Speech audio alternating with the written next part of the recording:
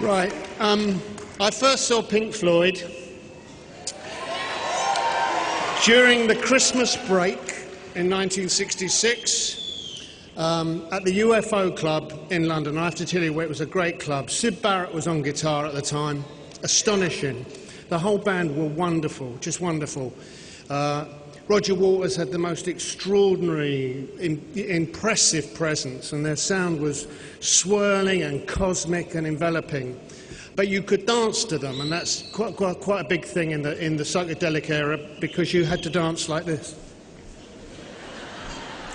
And Pink Floyd, a Pink Floyd gig is the only reason that I've ever missed a Who show, period, apart from car crashes or serious illness. And on January the 20th, 1967, I skipped a Who gig in Morecambe to take the famous Eric Clapton to see this guy, Syd Barrett, play guitar with Pink Floyd.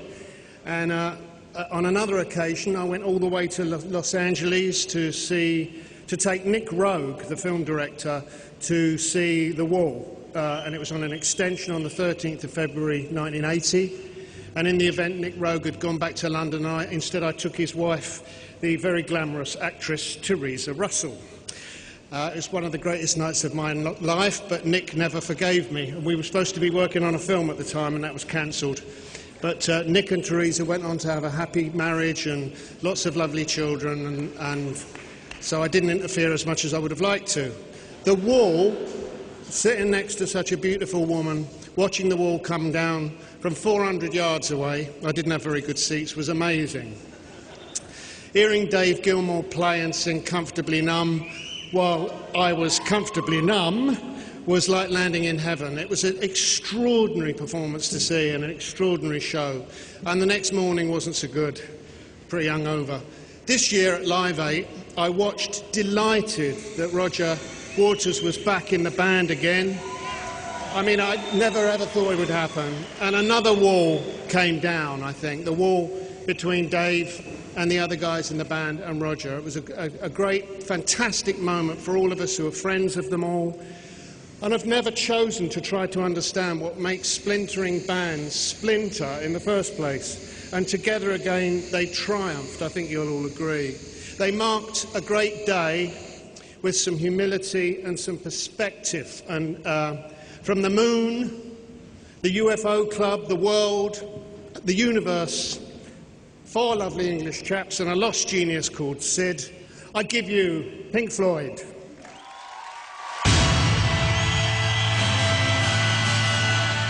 Why has it all got to be so terribly loud? That's the way we like it.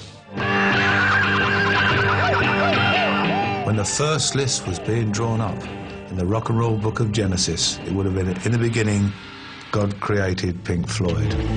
Arnold Lane, Arnold Lane, Arnold Lane. The things that they've touched were such high watermarks that no one's really even come close since. They've written stonkers. You know, you'd slit your bloody wrist to write some of them, you know. They're a fucking great band.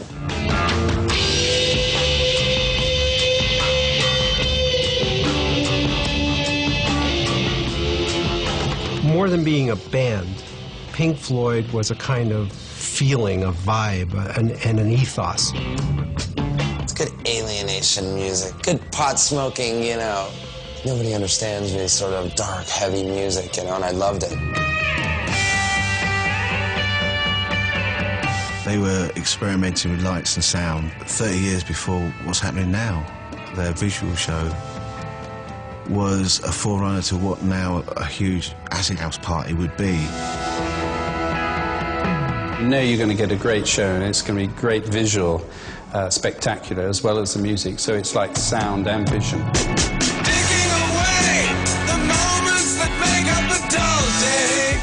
The personality kind of was the multimedia of the whole thing, the music and the lights and stuff. Pink Floyd was faceless and lacked any individual human personality, but had a kind of aggregate personality. They didn't use their looks to sell records. They didn't use a fashion to sell their records. They used music to sell their records.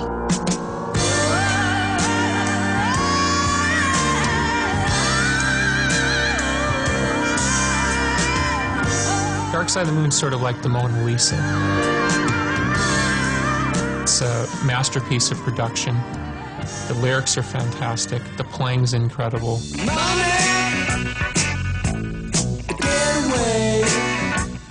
The musical sense at the center of this record is so thrilling and so new. It's like 1,000 ideas crammed into sort of one spot. It is a complete masterpiece. It really is. Put it on now, it'll stand on.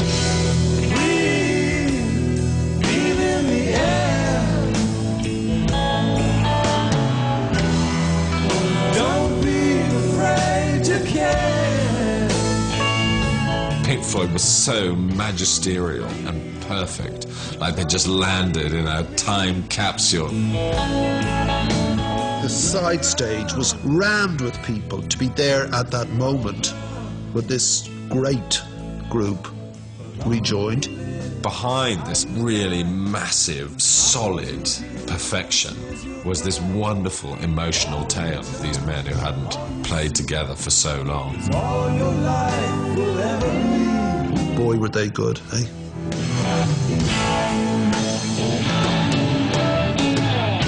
For me personally, Pink Floyd is the band that I reach for when I've completely lost hope in music. The grass was green, the light was bright. They will always continue to be an influence with both the music that they're making now and the music that they made in the early days.